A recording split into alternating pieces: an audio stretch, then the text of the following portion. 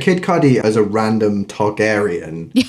Targaryen. I was going to say Lucius Malfoy. Yes, yeah, it's giving that too. Okay, so this week we are talking about Trap.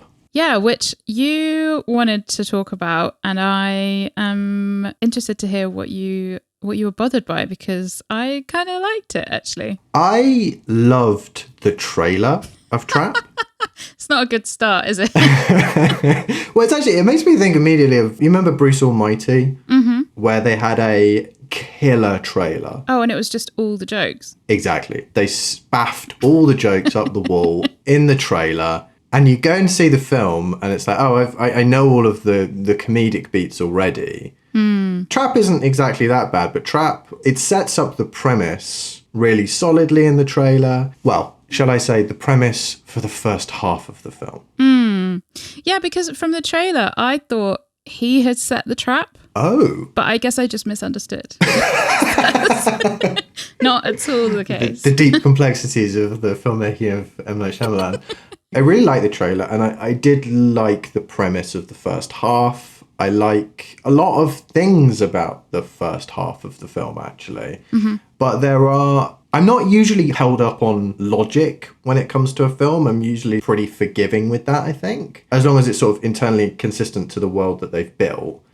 But there's a few key moments, which are, definitely big spoilers for this film, which just really threw me out of it. Why couldn't he just leave? That did bother me. I think because I knew how much you hated it, I went in with like really low expectations. And also I thought it was because I thought it was horror, because the trailer felt much more horror, and because it's M. Night Shyamalan and all of that, I just assumed it would be. And then it wasn't that scary. I was kind of like, oh, this is fun. But every time he almost leaves and doesn't, I was like, he could have just left there. Yeah. What was the barrier to him leaving? And even at the point where he's backstage with, she's called Miss Raven, the character, right? Lady Raven. And he reveals to her that he's the killer with this. Yeah. From that point, I was like, okay. It's like, why are you doing this? You could just leave. Yeah. They've narrowed down the list of suspects in the arena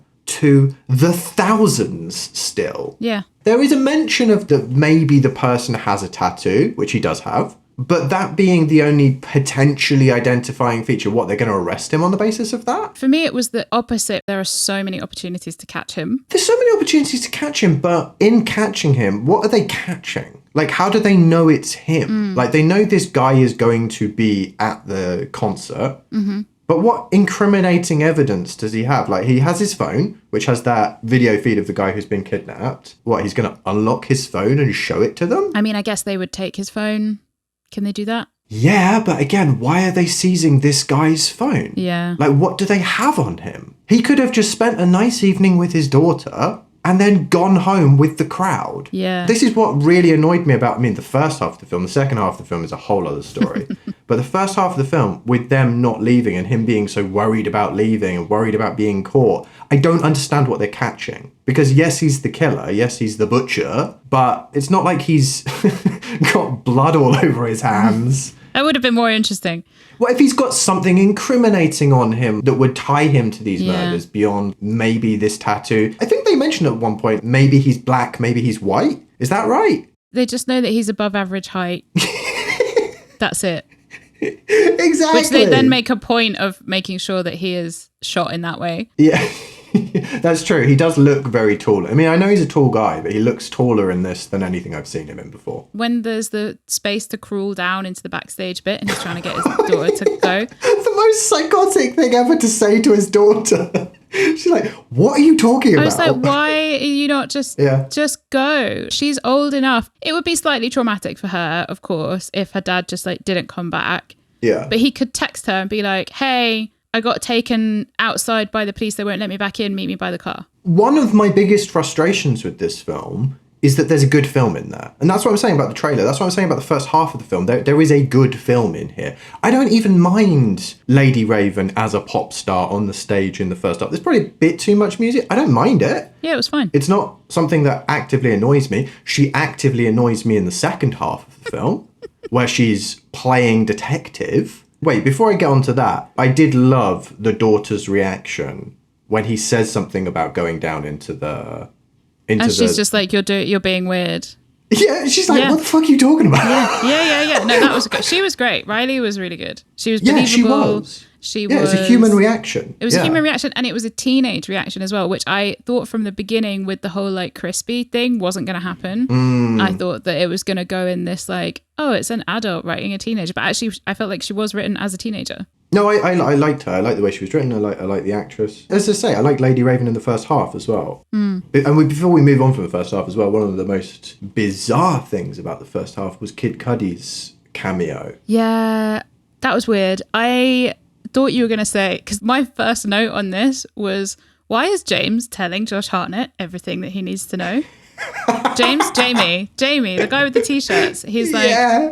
Yeah. Okay, total stranger, let me fill you in on this like top secret thing. And it was all a bit Dexter, you know? Wait, and then he's the guy who right at the end in the post credits is like, oh my god, I helped him.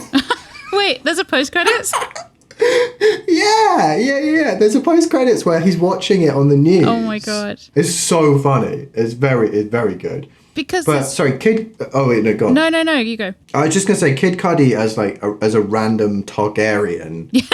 Targaryen. I was going to say Lucius Malfoy. Yes, yeah, it's giving that too. He just comes in, gives Josh Hartnett fuck me eyes, and then dips out. I guess, again, he was there he did a duet with Lady Raven, right? Yeah, but why? So that his daughter could do a duet with Kid Cudi. Oh, right. Right, like that's all it was. And then I guess they decided to give him a walk-by of Josh Hartnett. That was in his terms. Yeah, and that was Kid Cudi's choice, was to give him the fuck me eyes. In front of his daughter. Yeah, in front of his daughter, yeah. First half is bananas, but it's bananas in the most fun M. Night Shyamalan kind of way, right? And that's fine. That's what you go in kind of expecting. The second half, where she's playing detective, for me was egregious.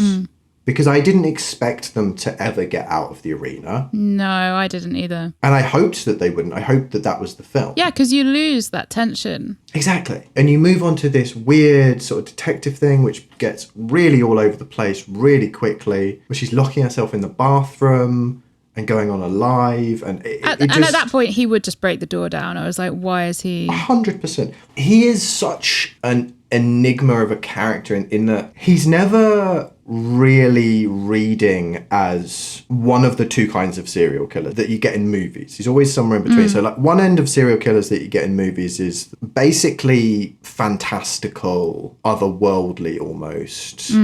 Like the Zodiac. Yeah, Zodiac type, but like Hannibal Lecter type, where it's so heightened and it's so in its own world that it's basically fantasy at that point when you're doing Hannibal Lecter.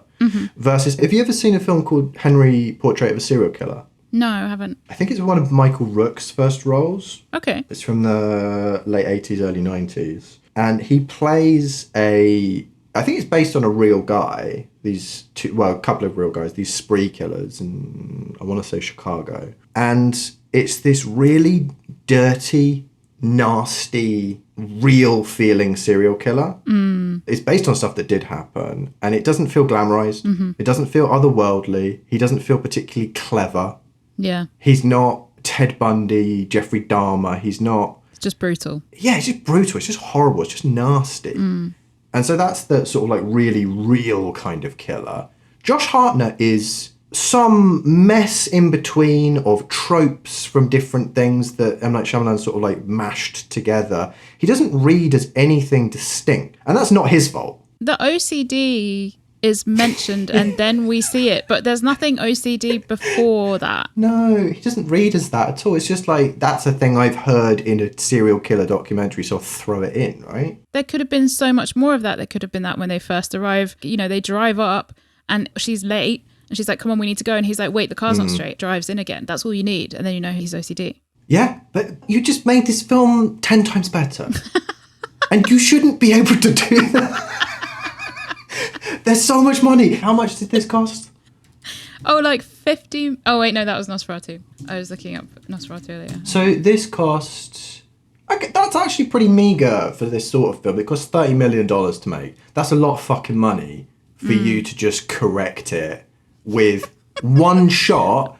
I'll only take 10%. 10%. Well, I mean, it outperformed at box office. It did okay. 82.7 million at box office, so it definitely made its money back. Which, again, I think is to do with a pretty good marketing campaign. It was a good marketing campaign, yeah. Good trailer, good marketing campaign, and I'm not going to say good, but serviceable first half for a Shyamalan film. I've seen worse from him. And then that second half where they're driving around. And also, you have Alison Pill there, and you choose to spend so much time on Shyamalan's daughter. Yeah, I mean, Alison Pill is very good in it as the wife. Yeah. And kind of saved the ending for me. But again, it was very tropey. It was like, even that whole ending...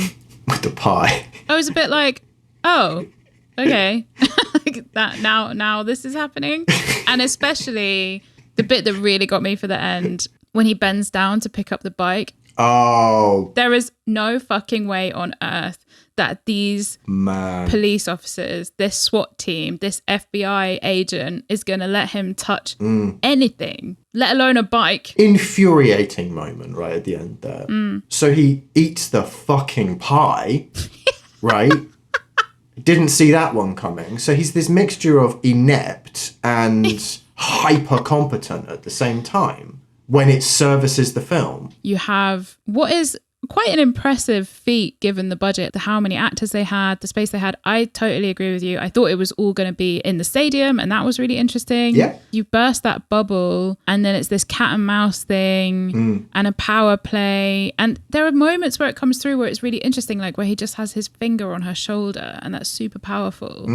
But like... You just said it perfectly. There are moments, right? Yeah. What he has done with this film, as he's done with that character specifically, is taken moments and ideas from better films and mashed them together. And so obviously you get moments that are great because they're just lifted from other stuff, right? Yeah, and so many moments of closure in that there's an opportunity for it to go in a really new, intense direction, and then it just gets shut down. Like when he goes up onto the roof, the putting the, he can't start the fire, that bit where he's about to, and we get this, I was like, okay, this is amazing. We're going to get this real cat and mouse of like, he's listening to the FBI agent. Yeah. She doesn't know she's talking to him. Yeah. We're going to get so much more of that, and we don't. And then she says... Oh, she's useless. Completely the FBI useless. agent. She's like... And that was such a waste as well, because to have a much older woman in this position of authority was super interesting, and then she just doesn't do anything. Do you know what film she was in, that actress? No, what film was she in? The original Parent Trap. Oh my God. Wait, no. As who? As the mum? As the little girl, I think. When I say the original Parent Trap, I mean the Parent Trap from Hayley from Mills. the 60s, I think. Wow. Yeah, so that's a fun little tidbit. But you do that setup of her, the Hayley Mills character, for the whole first half of the film as being the major antagonist to Josh Hartnett's character. And then you make the whole second half of the film, Saleka Shyamalan, as the antagonist to Josh Hartnett, where that's not been set up at all in the first half because she was performing on stage for the entirety of the first half, and you had the FBI profiler, and then you just drop her pretty much. Yeah. It's so naked in its desire to make Saleka the star of the film, right? Yeah, also when she does this, like, talking to him as if she's the mum because she's been taught by the FBI agent. Obviously it doesn't work, but it almost works. And you're just like, really? Is that all it took? Was a bit of a stern... That's all it takes. Like, Dom voice, and that's it? That's what we want to teach people, is that all it takes to stop a serial killer is giving them a good hard spank on the bum. To go back to this fire starting thing, again, it was like, oh, this is going in a cool direction, where he goes to the kitchen and puts the stuff in the oil so that it explodes. Yeah. But even it's very undermining and dismissive of people who work in food preparation, because the manager comes over, stares at it for a good 20 seconds before it explodes in her face. You would run the fuck away. I had already run away in my head 4 times. Yeah, exactly. Of seeing that, I'm like, oh, that's going to explode. Yeah, exactly. And then he grabs the apron, which is useful because it has his card in it. And then he goes up to the roof. And at this point, we've just heard from the FBI agent that we know that he's got the tattoo because he's put the cover over. He's snapped the wristband over it. Yeah. So why is the first thing that they do not, can we see a wrist? Well, that doesn't seem to be something that they're really focused on. This is what I was saying about the police not really being an obstacle to him leaving. I don't understand what the police would have been checking him for. Yeah, and they're even getting briefed right there so he can like move around them. It was like, was this not something you guys wanted to chat about a little bit before you got here? It's such a classic thing in lazy writing or bad writing, right? Where it's giving exposition of stuff that all these characters would 100% know already. Yeah. And again, if you make it the first half of the film is the whole film, and you drip feed that information to him more, and you don't have these big exposition scenes, we've got a whole film here of the cat and mouse in the arena. True. Right? Where it's more interesting, it's more tense, he's more in the dark, he just doesn't get all the information from everyone he speaks to immediately. Yeah. And eventually he figures out they know more and more and more about him. His wife could have turned up. Yeah, we could have brought her to the arena if we needed her to be in it. I mean, she could have been with them in the arena. Like, there's nothing stopping that. Yeah, she could have been there. That would have been way more tense. And also the mum. What, Alison Pill? The ghost of the mother. I forgot about the ghost of the mother. Of course you forgot, because it doesn't go anywhere. Yeah, and again, it's another element being thrown into this character, which diffuses any kind of core pathology, right? There's the OCD, there's the ghost of the mother that's haunting him and forcing him to kill. There's so much stuff going on and being thrown into this character. I mentioned earlier with Hannibal. Hannibal is a fantastical creation. Bits and pieces based on real people, but it's not a real person and it's not played like a real person. No, because it's scarier that way. Yeah, exactly. And so it is this heightened character, but it's a heightened character in a slightly heightened world where he has a really clear internal pathology, right? An internal consistency and a logic to the character. And if you go to some of the other films and books and things outside of Silence of the Lambs, there's a backstory. So there is this real consistency and real clear character there. There's just none of that with this. It's just so muddy and so all over the place. Really, it's a shame for Josh Hartnett because he could play any version of this that was a million times better. Just keep remembering extra bits now where I'm like, the whole thing with the friends. Oh, yeah. And the friend's mum, that it's like, I was like, okay, well, she's obviously going to die because that's the setup, right? Disregard setups, Hannah. Yeah. Disregard anything that gets set up. I was wrong. I was totally wrong. And then she's like screaming at her own child that she's a bitch for what? Because Riley is on stage. Like, I really don't understand what that whole thing was about. Is it because it's Riley's arc because she makes new friends? Is it because we show that he's able to act like someone else is winning? I don't really understand what the point of that was. You're asking the wrong person. There's a microcosm of the same thing in one of M. Night Shyamalan's few lines in the film, which I think was one of the more famous lines from this film. I'm her uncle, her mother's brother. I was going to mention this. Yeah, of course. How can you not? Again, it's the same problem, right? Where it's, why are we being told this? Because also, as soon as we see him, it's like, oh, cool, a cameo. Yeah, sure. Leave him as like one of the security guards. Why would her uncle be in that role anyway? Why?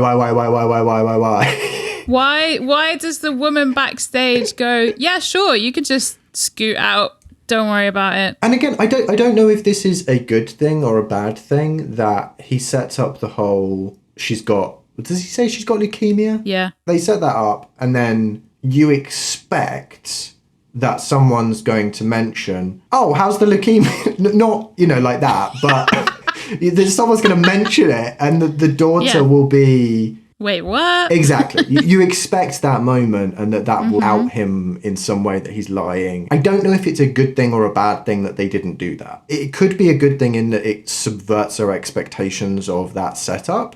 And it could just be, again, the same problem where you set something up and then you don't pay it off. It's another loop, yeah. Inclined to think it's the latter. Yeah. And also because her security team just let her go off in the limo with these two strangers without vetting them at all. None of that would ever happen. Whether she's said these guys with me or not. Yeah, whether she's said with fear in her eyes that these people will take me away on my own without any security or not, right? Yeah. Yes. She wears heels for the whole thing. Does she? She comes back out of her dressing room wearing white stilettos, and I was like, girl would be in Uggs. Yeah. There's just no way. But again, she's the star of the film from this point onwards, right? Yeah. I'd be interested to understand how much of an influence she had on the film. Interesting. I also wonder if the intention was for her to be the star, which it clearly is the intention. Yeah. Then make her the star. Make it that he's there to kill her, or he's there because, you know, maybe she's been posting about, the butcher, like he's so shit, or whatever it is that she wants to say, that, and he's like, I'm going to show her, and have it as an actual target. And then we bring in the FBI agent, and then we bring in her, and she actually has a reason to be there. That's it, though. It's two separate films mashed together where nothing that is set up in the first film basically pays off. And everything that's set up in the second film is all over the place, and I don't want to watch. And just to be clear as well, Saleka is not the worst actress to ever live. Oh, that's so generous. But she's not good enough to hang a blockbuster on. No, and like this piano in the house scene, it's like they didn't move the piano to get the shot, and so we get this super close up on her. Yeah. But that's it. Why are we not getting more of Josh Hartnett? Why are we not getting more of the space? It's the perfect moment of like a kind of tension build. And I guess this speaks to her not being an experienced actor, that she could be playing this song and trying to work out what the fuck she's going to do next. But instead, she just plays this song. You hit the nail on the head with that she's not an experienced actor. I watched Heretic the other day, and Hugh Grant is so good at those micro expressions that you put across on film that convey so much deeper thought. Yeah. Which is so difficult. And Josh Hartnett can do an element of that. I mean, he's not 100% doing that here because it's not that kind of film as well with this. Like, he's not as good as Hugh Grant, but him and Alison Pill dwarf everyone else around them, which is a problem, right? Yeah. Even those scenes early on with him and the mum that you were mentioning, the mum of the friend of Riley. Oh, yeah. Him up against most other people in this, especially him against Saleka as well, it makes them look amateurish. There's just no match. Yeah, exactly. Yeah. More of him and Kid Cudi, I say. Okay, so we have it as Kid Cudi is actually another serial killer. And they've set a trap for each other. And the bait is Lady Raven. 100% better film.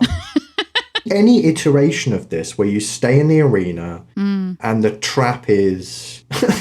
well, the trap is like closed in some sort of way, right? Yeah, because it's not a trap if he can get out. Well, exactly, and he gets out. So he gets out of the trap. And then we're into this different film in the second half, which is completely away from the core premise of what we thought we were watching. You know, you mentioned Hannibal Lecter, and if you look at Silence of the Lambs, you have this amazing interplay of power between him and Clarice, even in the cinematography of when one is higher than the other and who has the power. Even within one conversation, it changes. You know, there's that iconic scene in the prison. With this, there's none of that because it's like, oh, he's trapped, but he's going to get out. But he's got to be tall, so he's always shot from below. And he's in power, and then he's out. And then it's like wearing different masks, basically, to escape. And always one step ahead in a weird way. And again, if you stay in the arena and he knows it's a trap, then why is he not playing more with the FBI agent? Like she says at one point, he's not going to be surprised that we catch him. He'll know. He's not going to fight back because she's profiled him so well, you know? So it's like, okay, if he really enjoys this to the level that we're supposed to believe. Yeah, if he treats it as a game, yeah. Yeah, then why is he not like, okay, bring it. Let's play the game. I'll trap you. Yeah, trying to isolate the FBI profiler, for example. Yeah. That would have been an interesting strand. And then again, you use Lady Raven as bait. The closest that we come to robbing him of any kind of power in this film is that scene with the pie. Which is so late. Which is so late. And it's the finale. Also, it doesn't work as like... It's the finale, so you kind of have to at that point. But even in the scene you mentioned about Lady Raven becoming a dom, she's not a good enough actress to pull that off. Mm-hmm. And it's not a well enough put together scene to really make us believe that Josh Hartnett has lost any of his potency as this almost supernatural at times kind of serial killer. Yeah. He never really loses that until that moment with the pie at the end. And again, as you mentioned, it's right at the end, and it's Alison Pill selling that, right? It's selling the fear and the shift in dynamic between them throughout the scene, which again, lifted straight from better stuff, dosing someone like that who's a killer. There is good stuff in here. It's the good stuff in here that frustrates me. I don't get frustrated by a really bad film particularly. I get frustrated by stuff where there's a good film in there. Yeah. And it it's missed. Wasted opportunity. Shyamalan used to, in his early career, ask really interesting questions about life and death and religion and belief. And his first film was about going back to India and exploring heritage and belief and his relation to his roots, effectively. So he's a guy who used to have really interesting stuff to say. Well, he did Sixth Sense, right? Yeah, he did Sixth Sense. One of the most iconic films ever. Yeah, he had a run of, I think it was 3 films, which was Sixth Sense, Signs. Unbreakable. Oh, yeah, he did Unbreakable. Which was great. Sixth Sense, and The Village. Unbreakable. The Village was once he'd started to go off the boil a bit, wasn't it? But this is it. He's done interesting stuff, even in his worst work. Although I haven't seen Last Airbender, I've heard nothing but trash about that. He is capable of doing interesting stuff. Split. Yeah. Split was interesting. Split and Glass. The two of them together. I didn't see Old yet. I think I know the plot of that, and it sounds like nonsense. But that's it. He veers between like really. Who wrote Split? Did he write? Yeah, he wrote it. So he's capable. He's capable of good things. For me, the most interesting reading of this film is mirroring his relationship to his daughter and why he's doing this film with the Cooper character and how he is failing because his daughter is there. So the reason that he doesn't escape is because his daughter is there. The reason he's there, the reason he's in the trap is because of his daughter. The reason that he has made this film in this way... The reason he can't make a good film is because of his fucking daughter. It's not because of his daughter, it's because of his blindness to his daughter. Yeah. There's interesting questions that we could have asked. I mean, Riley we dropped for the second half of the film, right? The dialogue around her being like, what is wrong with you? Dad's being weird is super interesting. There's this moment where she's dancing on stage and the woman backstage is like, oh, she's going to remember this as the best day of her life. This is a moment where we do see Josh Hartnett really come into his own because you see his thought, but she's going to know that her dad's a serial killer today. And so it's going to be the worst day of her life. But then that's it. And we don't get any more of that. And then also they bring the kids back before he's been arrested and then let them run over to him. They're like, oh, your kids are coming back from your sisters or your aunts or wherever. They're safe, but they'll be back. And then they come before... Just like, come on, guys, let's get him out the way and then you can come back. The cops make indecipherable decisions at the end of the film. Yeah. Yeah. I mean, consistently. They don't clear the area when they're shooting the limo. With the crowd people everywhere. Yeah, the cops are inept throughout. That's pretty clear. I think I was disappointed because of my misunderstanding of the trailer. And I thought that he'd set a trap for the police. And then I thought it was going to be asking a really interesting question. I thought it was kind of, all cops are bastards, that kind of thing. And especially because at the beginning, when he's noticing people are getting taken, at the beginning, they're people of colour. And he looks really angry about it. And I was like, this is going to be super interesting. And it's not that at all. No. Again, all set up, no payoff. I can't remember what film we were talking about endings being so important. I think we just generally it comes up agree again that endings and again and again. But it's so easy to do setup, right? I mean, Lost is the prime offender of that, right? It was all a dream. Wow, yeah. There's no payoff. And there's no... So, do you know Babylon 5? I mean, I haven't watched it, but I know of it. Okay, so Babylon 5, I think the guy's name is J. Michael Straczynski, and he wrote a Bible for a 5-season TV show with all of these different arcs and all of these different characters plotted out from start to finish. So it is this complete story, meticulously plotted out as to where he was going. It fell apart a little bit towards the end because he thought that they were going to have to wrap it up with season 4. So they rushed a few things, and then season 5 had to spin a few wheels a little bit. But it was really thought out. That's so difficult to do. Yeah. And no one does that. And Lost was the total opposite. Exactly. There was a Bible for Lost as well. I'm sure there was. There would have been something there. I think it was one of the first to do a hyper-stylized Bible that wasn't just the text. They designed it to look like it's been found from an island, like it's really battered, and you get the sense and the tone and the style really visually in the Bible. And then the text of it is basically like, ooh. You just open it. It just says vibes. It is basically, it's a bunch of questions. Yeah.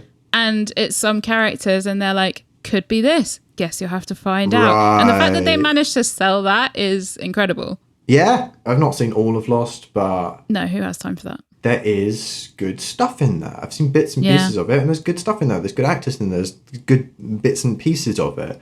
It's just lacking a sort of cohesive whole, right? And I'm sure there'll be people that will... Yeah, I'm sure there'll be people that will argue to the death that it's actually brilliant and I'm a cretin. Yeah, I haven't met any of those people, though.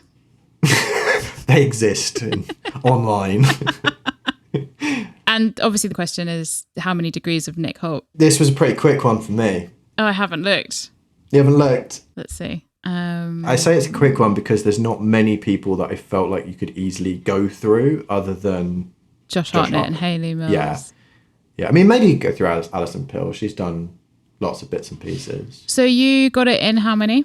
What's this, like 2 steps? 2. Ooh, okay. Well, Josh Hartnett then. Black Mirror. Oh, for fuck's Daniel Kaluuya. Nicole, but right? I'll go a different way. I can go a different way. I think I've used that one a few too many times. So Daniel Kaluuya is just such a great route. Lucky Number 11 because it's one of my favourite films ever. Oh, interesting. But then we're going to be far away from Nicole. Yeah, that's not going to help. He's not been in as many films as Josh Hartnett? Yeah. I mean, he's been in a lot of films, but there's fewer than that I recognise. I will say the film that I connected it through is random as fuck. Well, it's a bit random. I have actually seen it, and it's relatively recent. Okay. And he's not the lead in it at all. Huh. Okay. Because I was going Sin City, and that's not going to fit with any of the things that you just said. No. Well, probably Oppenheimer then. It's not the one I was thinking of, but there's got to be something there for sure. Oh, it's just this only 2 steps that's really throwing me. Get in as many steps as you want. I found a good one here. Yeah. Maybe I need to go the other way. Start with Nick Holt. Oh yeah, that could work. So funny that on IMDb the things that come up, the first thing that comes up, like under his name, where it just says which Nick Holt, is actor Garfield the musical. That's so funny when someone's got such like a varied, interesting career and they become known for something so ill-fitting with it. It's because he's credited as Nick Holt in Garfield, but he's actually Nicholas Holt in everything else. Do you reckon he's done that on purpose so that Garfield doesn't come up with this thing? I was just thinking, I don't know if you've ever heard David Cross talk about the fact that I think he was in the Alvin and the Chipmunks film. Or films, plural maybe. And he made more money off of the first one of those than he had from everything else in his career to that point. Wow. This is hard. There's a weird crossover in that Nicholas Hoult is in X-Men with Kevin Bacon. Ooh. I mean, this is kind of cheating. Go for it. Wasn't James McAvoy in Split? And that's M. Night Shyamalan. I'll take that. Thanks, because I was really flailing there. There's not a lot of stars in this, I'll take that. The route I had was that Josh Hartnett is in a little film called Operation Fortune Ruse de Guerre. with Hugh Grant about a boy, Okay. right? Yeah, of course. Yeah. I was thinking we were talking about Nick Holt, and so I was like, obviously he's in a film with Hugh Grant. Okay. Yeah, that's good. So final So any thoughts? final thoughts? Final. Yeah, I again, disappointing. The real trap was having to watch this film, right? I had the opposite because I don't love horror. I was expecting it to be scarier than it was. Well, I was expecting it to be scary at all. Right. And it wasn't. And so I had a little smug like, oh, I'm fine with this. Right. So that was nice. It's like eating spicy food where it's not as spicy as you thought it was going to be. And you're like, I'm a fucking pro. It was a mild trap. This was the korma of, yeah. I was expecting Shyamalan back to form because he's proven in the past that he can do good stuff, good trailer. So my expectations were probably too high for this. And I probably set your expectations lower, and the genre element probably set your expectations lower. So yeah. I had a great time. There you go. Yeah. Go out Highly recommend. And, rent or buy Trap now, wherever you can find Trap.